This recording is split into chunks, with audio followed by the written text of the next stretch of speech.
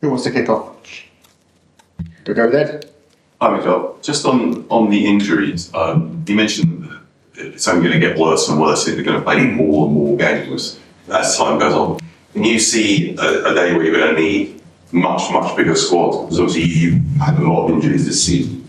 Unbelievable, for whatever reason. But do you think the squad size is just not able to cope with it? Well, logically, if we demand the players to play more games, in more competitions, more travel, to more intensity, the only solution to do it is with more players. I don't see any other solution. And in your case, this season is a little bit of misfortune, I suppose, but is it difficult for you to try and work out what you're going to do this summer based on what's happened this season? Because it might have been sinking before you didn't have so many injuries. It makes it harder because there are some players that they're going to start the season after surgical interventions, and that's always a big question mark. And there are areas where we have acquired a bunch of those players, and that brings uncertainty because you don't really know how capable those players are going to be to sustain congested periods. So that's something that we are very busy with. And do you think this problem is sort of coming to the head in the last couple of seasons, or has it been building up for a while, or is it more of a recent phenomenon? I think it's building for a while, and the fact that then, during the summer there are always competition, the African Cup. We're going to have a new competition coming up now this summer as well. So this is all adding up, and then the demands, the intensity, the quality, the pressure, everything is increasing, and it's great because we are making the game and the sport known in the world, and the quality that we can deliver is high. But I think we have to be very conscious that there are certain limits as well what the players can do. In terms of bigger squads, do you have a number in your head of actually how many you think right now would be? Another 5 players, another 10 players, in terms to make it more suitable? Yeah, but the number is important, but it's just a number. And then who is within that number? So you can have 23 players, but 6 of them are coming post-injury to go to or surgical injury to the next season. Or you can have 22 that they are all fit and they play 45 to 60 games and over 3,000 minutes. And they have a really high availability in the last 3 years. The number is the same. The squad's quality to cope with the load is very, very different. So the number is ideal, but tell me who and which profiles do you have within the team, and can they play in one position or can they have the versatility to play in other positions as well? And in terms of White and Timber, I know you're going to make a decision tomorrow, you've got your risk. Is it just too big of a risk to put them out if they're not 80, 90, 100%, if they're kind of 50%? Yeah, well, with 80% a player that to play in the Premier League, it's already very tricky to do, and we know the history of him. But after the game, he was much better than we all expected. The next day as well, today he was okay. So let's see, And White was much better as well. Some players may not be able to finish the game. Is that effectively Timber and White? If one was to start, so they can't finish the game? I cannot tell you who is just able to look. Between French.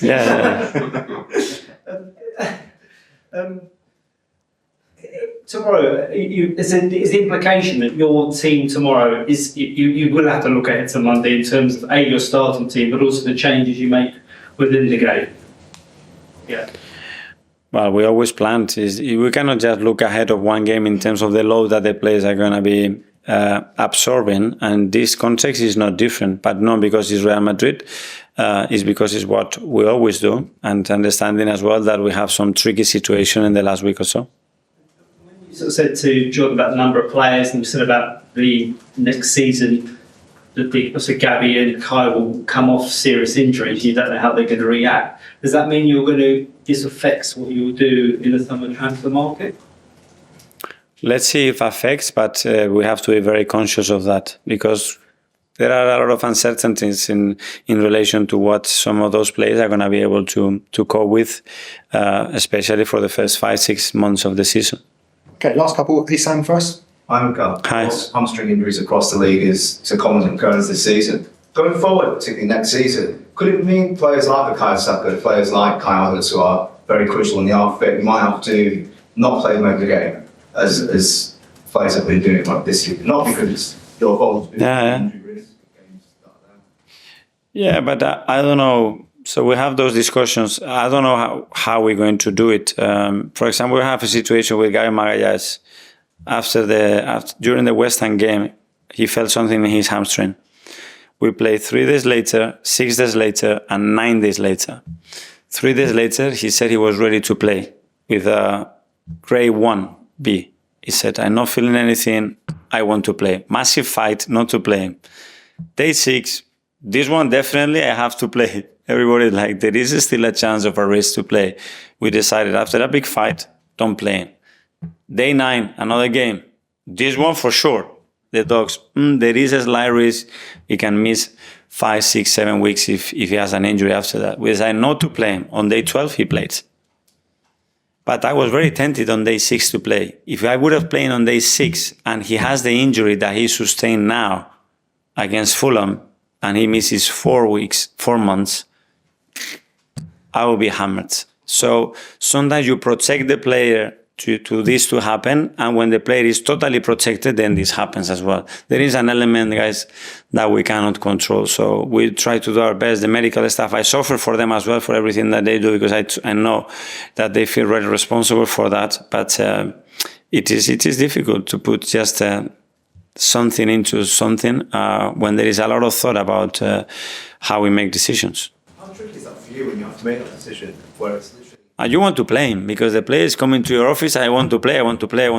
I'm ready. I know my body. Don't listen to the scan, But then those things happen. That's why we have a really good team that we have to listen to, and you try to protect the players. But sometimes when you feel that they are very protected in the first half, this happens. If it happens after 80 minutes, 85 minutes, I can understand more. In the first half, it's a bit trickier. There's something else. Aside from football, on a human level, do you ever sit there and actually worry about potential long-term effects? But having these guys when they get into the 40s, Yeah, I know myself. My knee, my hip, this, my ankle.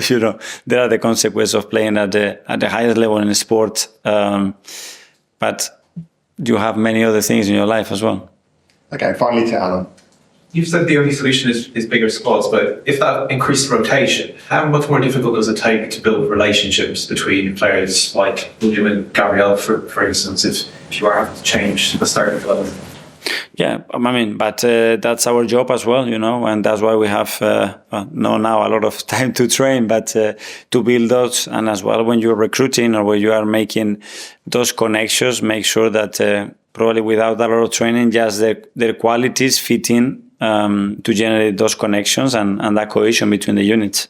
In your view, what would be the best way of putting that case forward to whether Premier League or the FA or Team FIFA to have bigger... The club, the people at the club, that they deal with all those organizations are the best ones with much more experience than me to put the right plan forward. Do you have a favourite memory of being at Goodison Park? Sorry? Do you have a favourite memory of being at Goodison Park? Is there one that's not there?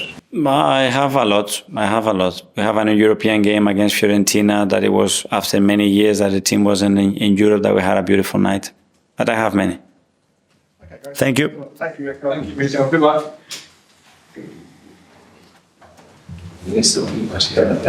Thank you very much. Cheers. Cheers.